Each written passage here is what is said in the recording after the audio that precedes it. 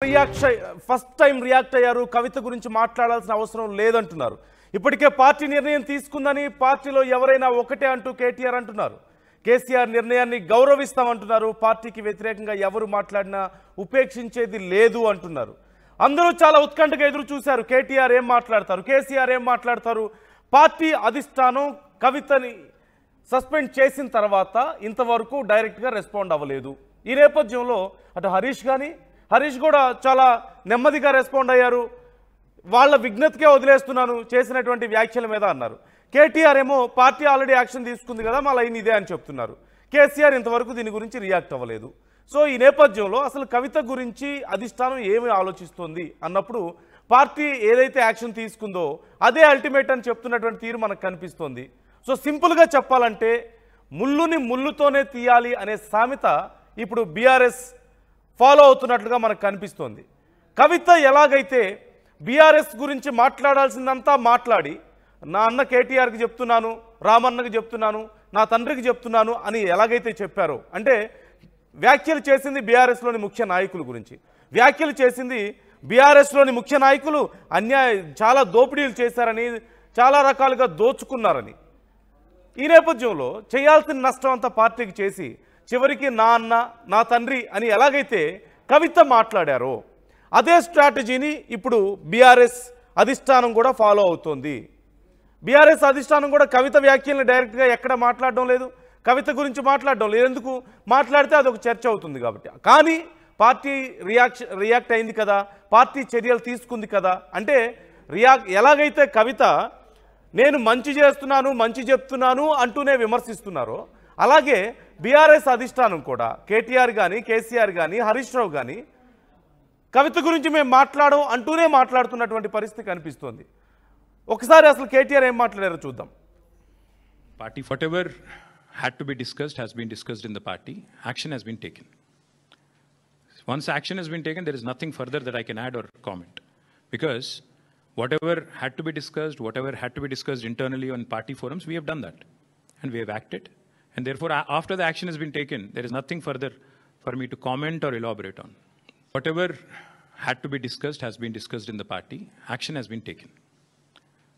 Once action has been taken, there is nothing further that I can add or comment.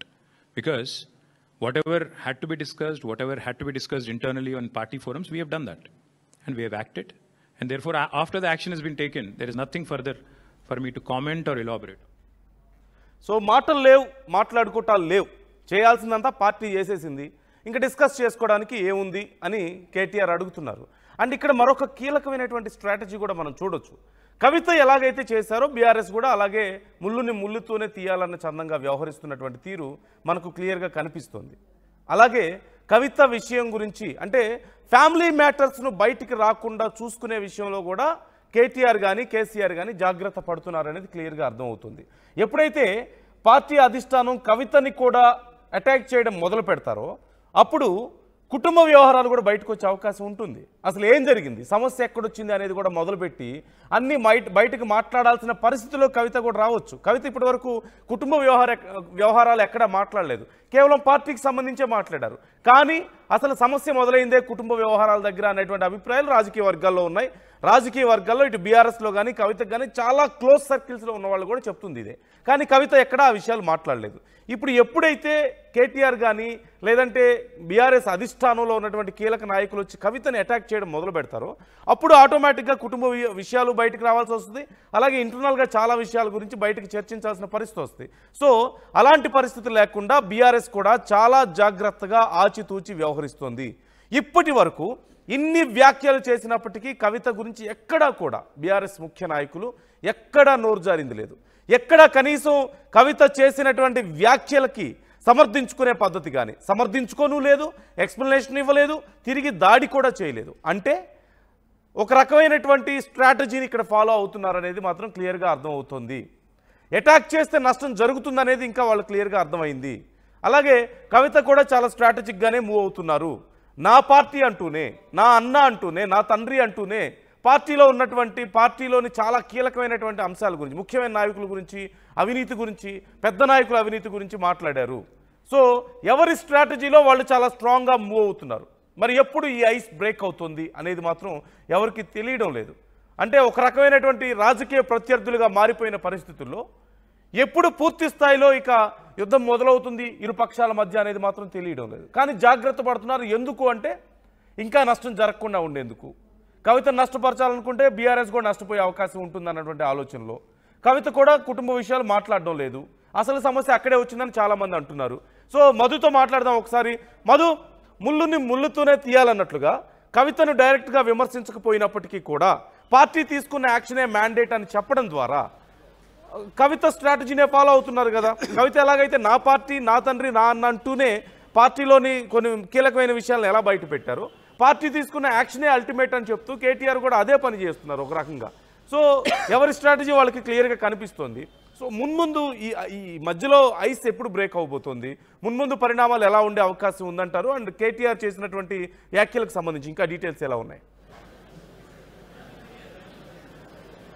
Exactly రెండు అంశాలు ఈరోజు కేటీఆర్ మాట్లాడిన దాంట్లో మొదటిసారి కవిత అంశాన్ని ప్రస్తావిస్తూ సస్పెండ్ అయిందనేటువంటి మాటను కూడా తీసుకోకుండా ఇంటర్నల్గా పార్టీలో డిస్కస్ అయింది, యాక్షన్ తీసుకున్నాం, ఆల్రెడీ అయిపోయింది, దాని గురించి మాట్లాడడానికి ఇప్పుడు ఏమీ లేదు, మాట్లాడాలనుకోవట్లేదు అనేటువంటిది ఒక మాట. ఇది కవిత పేరు తీసుకోకుండా మాట్లాడినటువంటి అంశం. దీంట్లోనే మరొక రెండు అంశం సస్పెన్షన్కి సంబంధించినటువంటిది. అంటే మొదటి నుంచి ఆయన చెప్తున్నట్టుగానే ఒకసారి పార్టీ అంతర్గతంగానే మాట్లాడాలి, బహిరంగంగా మాట్లాడొద్దు, బహిరంగంగా ఎవరు మాట్లాడినా కూడా చర్యలు ఉంటాయి అనేటువంటి స్టేట్మెంట్ గతంలో చేసింది.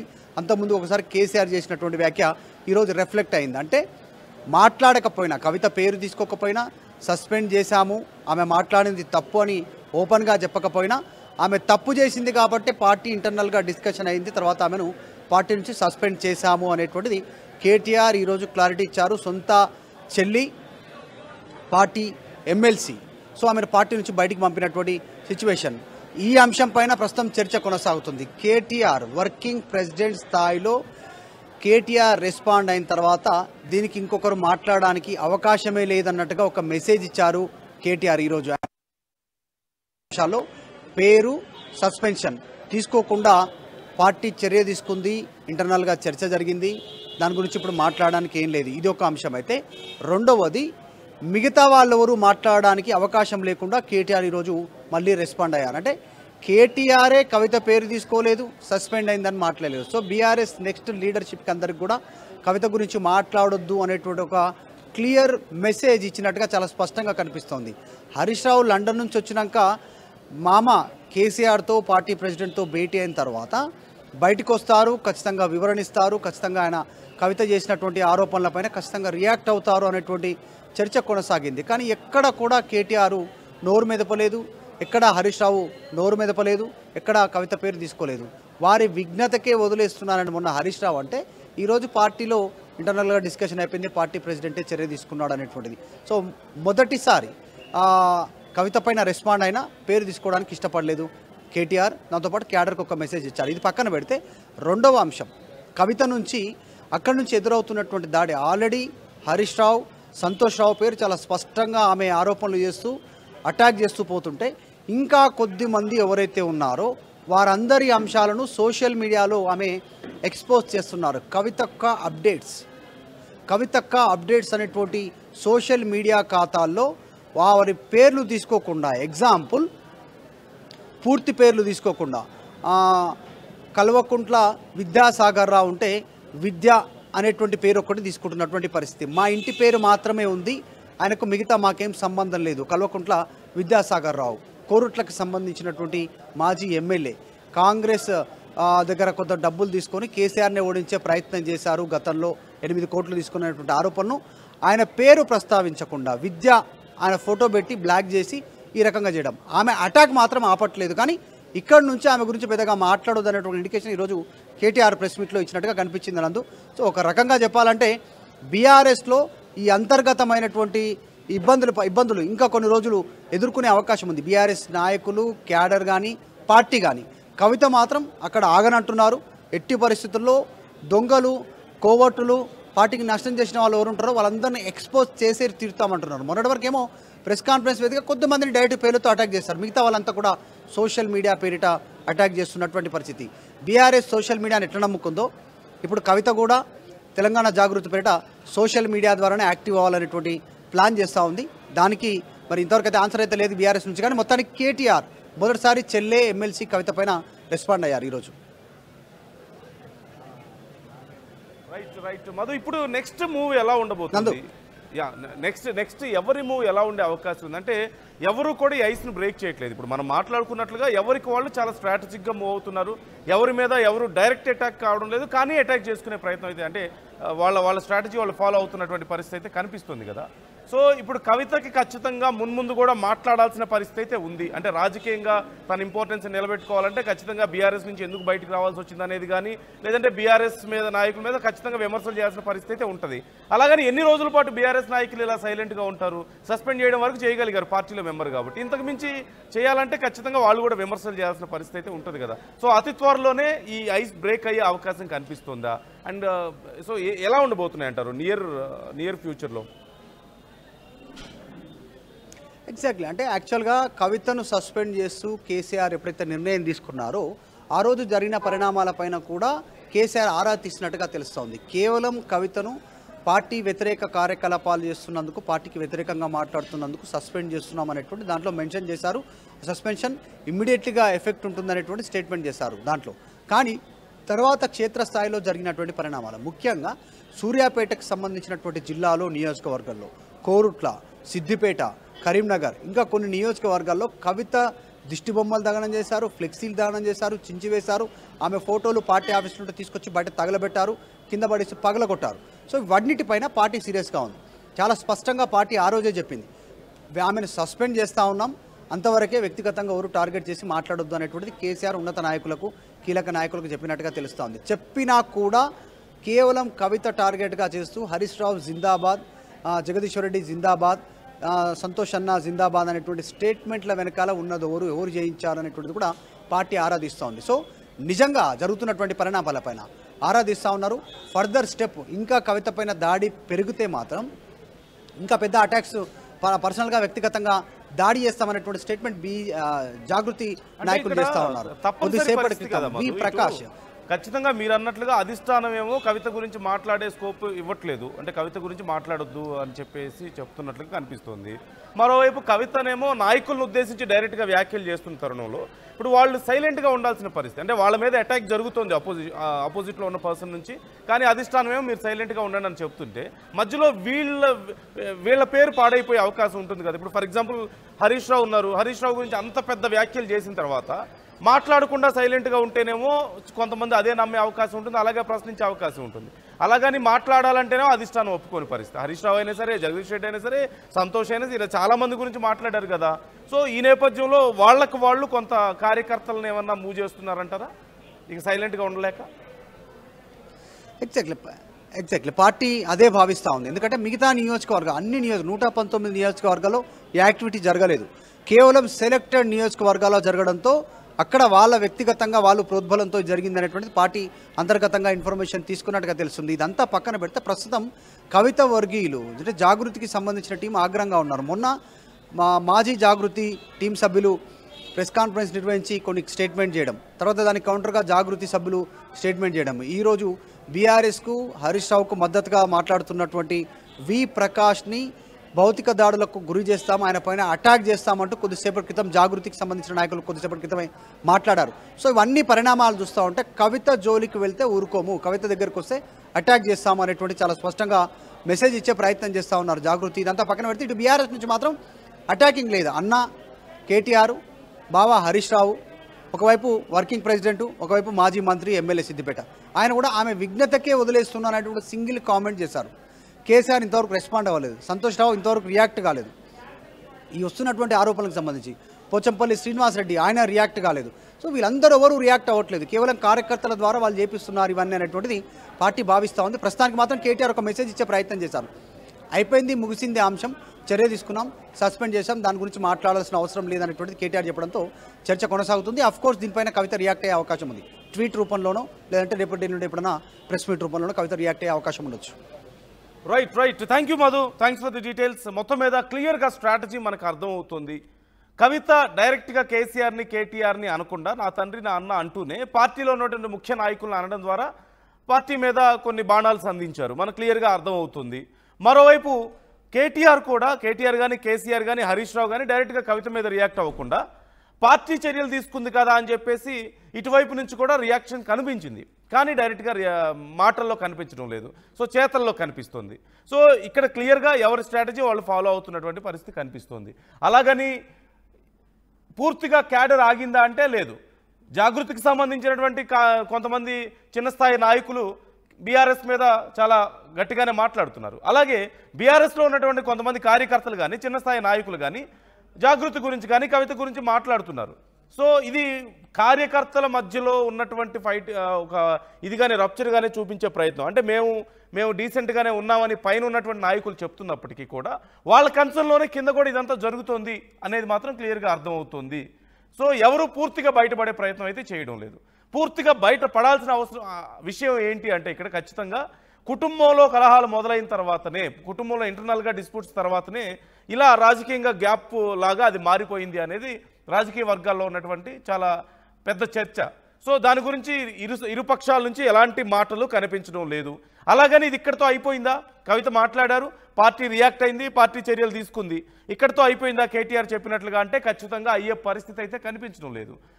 ముందు కవిత తన స్టాండ్ని నిలబెట్టుకోగలగాలి అంటే బీఆర్ఎస్ నుంచి బయటకు వచ్చి తనకంటూ సపరేట్గా ఐడెంటిటీని క్రియేట్ చేసుకోవాలి అంటే ఖచ్చితంగా అక్కడ తనకేదో అన్యాయం జరిగిందనో, లేదంటే ఇప్పుడు ఎలాగైతే తెలంగాణ ప్రజల కోసం నేను బయటకు వచ్చాను, తెలంగాణ ప్రజలకు నష్టం చేసిన వాళ్ళని నేను బయటకు చూపిస్తున్నాను అని ఎలాగైతే చెప్తున్నారో దాన్ని కొనసాగించాల్సినటువంటి పరిస్థితి కనిపిస్తుంది. అంటే తనకంటూ ఒక స్పేస్ని క్రియేట్ చేసుకోవాల్సినటువంటి పరిస్థితి కనిపిస్తుంది. ఖచ్చితంగా కవిత నుంచి మున్ముందు మరిన్ని అస్త్రాలు ఉండే అవకాశం కనిపిస్తుంది. అయితే తాము ముందుగా అటాక్ చేసే పరిస్థితిలో ఇప్పుడు బీఆర్ఎస్ లేదు. కవిత నుంచి నెక్స్ట్ ఎలాంటి అస్త్రాలు వస్తాయి అనే దాన్ని బట్టి ఇటు బీఆర్ఎస్ కూడా ఎలా రియాక్ట్ అవ్వాలనేది వెయిట్ చేస్తుంది. మరోవైపు కాంగ్రెస్ కానీ బీజేపీ కానీ ఈ విషయంలో చాలా ఆచితూచి వ్యవహరిస్తున్నారు. ఖచ్చితంగా చాలామంది అభిప్రాయం ప్రకారం కాంగ్రెస్ కానీ బీజేపీ కానీ కవితను తమ వైపు తీసుకోవడానికి ఇంట్రెస్ట్గా లేవు అనేటువంటి అభిప్రాయం కొంత కనిపిస్తోంది. అంటే కొన్ని నెగోషియేషన్స్ జరిగినాయని కొంతమంది అన్నప్పటికీ కూడా తమకి నష్టం జరుగుతుందేమో అన్న ఆలోచనలో కాంగ్రెస్ బీజేపీ ఉన్నట్లుగా భావిస్తున్నారు. ఎందుకంటే ఓవైపు కవితను బీజేపీయే అరెస్ట్ చేయించిందని, లిక్కర్ స్కామ్కి సంబంధించి ఇదంతా జరిగింది బీజేపీ వల్లే జరిగిందని, బీజేపీతో బీఆర్ఎస్ నెగోషియేట్ చేసిందని, కవితను రిలీజ్ చేయడానికి బీజేపీలో బీఆర్ఎస్ను విలీనం చేయడానికి కూడా రెడీ అయ్యారనేటువంటి పెద్ద చర్చ జరిగిన తర్వాత ఇప్పుడు కవితను తీసుకుంటే మరి అంత అవినీతి చేసిన వాళ్ళని, మరి లిక్కర్ స్కామ్లకు పాల్పడిన వాళ్ళని ఇప్పుడు తీసుకొచ్చి పార్టీలో పెట్టుకున్నారనేటువంటి ఒక మచ్చ బీజేపీకి వచ్చే అవకాశం ఉంటుంది. కాబట్టి బీజేపీ జాగ్రత్త పడుతున్నట్లుగా కనిపిస్తుంది. అంటే ఒకవేళ తీసుకుంటే ఇదంతా ఫేకా అనేటువంటి ప్రశ్న కూడా వస్తుంది. అలాగని కాంగ్రెస్లోకి తీసుకోవాలంటే కాంగ్రెస్ సైతం సేమ్ ఇలాగే ఇన్ని రోజుల పాటు కేసీఆర్ కుటుంబం గురించి, కవిత గురించి, బీఆర్ఎస్ గురించి ఇన్ని విమర్శలు చేసి ఇప్పుడు కవితను తీసుకుంటే ఖచ్చితంగా తమకు కూడా నష్టం జరుగుతుందేమో అనేటువంటి ఆలోచనలో. మరోవైపు బీజేపీలోకి వెళ్ళినా లేదంటే కాంగ్రెస్లోకి వెళ్ళినా తన మోరల్ గ్రౌండ్స్ కూడా దెబ్బతినే ఆలోచన ఉంది అనేది కవిత నుంచి కూడా కొంత ఆలోచన ఉన్నట్లుగా తెలుస్తుంది. రకరకాల చర్చలు అయితే దీని మీద ఉన్నాయి. ఈ నేపథ్యంలో తనకంటూ ఒక సపరేట్ స్టాండ్ని తీసుకోవాలి, తాను సొంతగా గ్రో అవ్వాలనే ఆలోచనలో ఉన్నారు. ఈ నేపథ్యంలోనే జాగృతిని డెవలప్ చేయాలంటూ కవిత ఆలోచిస్తున్నట్లుగా తెలుస్తుంది. దానికి సంబంధించి గ్రౌండ్ వర్క్ నడుస్తున్నటువంటి పరిస్థితి కూడా కనిపిస్తుంది. కానీ స్పేస్ క్రియేట్ చేసుకోవాలి కదా. సహజంగానే రెండు తెలుగు రాష్ట్రాలు, ముఖ్యంగా దక్షిణాది రాష్ట్రాలు అన్ని చోట్ల కూడా ముఖ్యంగా రెండు పార్టీల మధ్యనే ద్విముఖ పోటీ మాత్రమే సహజంగా మనం చూస్తూ ఉంటాం. కానీ తెలంగాణలో కొంచెం ఆ స్పేస్ మారిపోయింది. బీజేపీ జాతీయ పార్టీ అయి ఉండడం వల్ల, కాంగ్రెస్ కూడా జాతీయ పార్టీ అవడం వల్ల రెండు పార్టీల మధ్య పోటీగా కూడా కొన్ని సందర్భాల్లో మారడంతో అసెంబ్లీ ఎన్నికల్లో ఉండేటువంటి ఫైట్ ఒక రకంగా ఉంటే పార్లమెంట్ ఎన్నికలకు వచ్చేసరికి ఫైట్ మళ్ళీ మారిపోతుంది. అంటే ప్రత్యర్థులు మారిపోతున్నారు, త్రిముఖ పోటీ అనేది వస్తున్న పరిస్థితి మనకు కనిపిస్తుంది. జిహెచ్ఎంసీ ఎన్నికల్లో కూడా మనం అలాంటి పరిస్థితి చూస్తున్నాం. సో ఈ నేపథ్యంలో మరి ఇప్పుడు కవిత ఈ మూడు పార్టీలు కాకుండా తనకంటూ సొంతగా స్పేస్ క్రియేట్ చేసుకునే పరిస్థితి ఉందా అనేదే ఇక్కడ అతిపెద్ద ప్రశ్న వస్తుంది. అది క్రియేట్ చేసుకోవడం కోసమే తనకంటూ కొన్ని మోరల్ గ్రౌండ్స్ని రెడీ చేసుకుంటున్నారు. అంటే తెలంగాణ ప్రజల కోసం నేను కుటుంబాన్ని కూడా కాదనుకొని వచ్చాను, సొంత పార్టీని కూడా నేను అవసరమైతే వేలెత్తి చూపించగలిగాను అని తనకంటూ ఒక మోరల్ గ్రౌండ్ని రెడీ చేసుకునే ప్రయత్నం చేస్తున్నారు. మరి నిజంగా ఆ స్పేస్ క్రియేట్ అవుతుందా, ప్రజలు ఎంతవరకు వీటన్నిటిని ఎలా చూస్తున్నారనేది మున్ముందు చర్చించుకోవాల్సినటువంటి విషయాలు. ఇప్పటికైతే ఖచ్చితంగా ఈ ఫైట్ ఇక్కడితో అయిపోలేదు. ఈ ఫైట్ ఇక్కడితో అయిపోయిన పరిస్థితి కనిపించడం లేదు. బీఆర్ఎస్కి కవిత చేసినటువంటి విమర్శలను పూర్తిగా న్యూట్రల్ చేయాల్సినటువంటి అవసరం ఉంది. కవిత ముందు ముందు ఇలాంటి మరిన్ని విమర్శలు చేసే అవకాశం కూడా కనిపిస్తుంది. సో ఏం జరగబోతుంది అనేటువంటి ఉత్కంఠ అయితే కనిపిస్తుంది. మరొకసారి మీరేమనుకుంటున్నారు అసలు ఈ అంశాల గురించి? మీ అభిప్రాయం ఎలా ఉంది? ఇప్పుడు మున్ముందు జరగబోయే పరిణామాలు ఏంటి? పార్టీ చర్యలు తీసుకుంది కాబట్టి ఇక మాట్లాడడానికి ఏమీ లేదు అని కేటీఆర్ చెప్పడాన్ని మీరు ఎలా చూస్తున్నారు? కవిత ఇక్కడితో ఆగుతారా? ఇంకా మున్ముందు మరిన్ని విషయాల గురించి మాట్లాడబోతున్నారా? ఏం జరిగే అవకాశం ఉందని మీరు అనుకుంటున్నారు? కామెంట్ చేయండి, మీ అభిప్రాయాలు కూడా మాతో పంచుకోండి. ఒకసారి కేటీఆర్ ఏమన్నారో విందాం. Action, whatever had to be discussed has been discussed in the party. Action has been taken. Once action has been taken, there is nothing further that I can add or comment. Because whatever had to be discussed, whatever had to be discussed internally on party forums, we have done that. And we have acted. And therefore, after the action has been taken, there is nothing further for me to comment or elaborate on.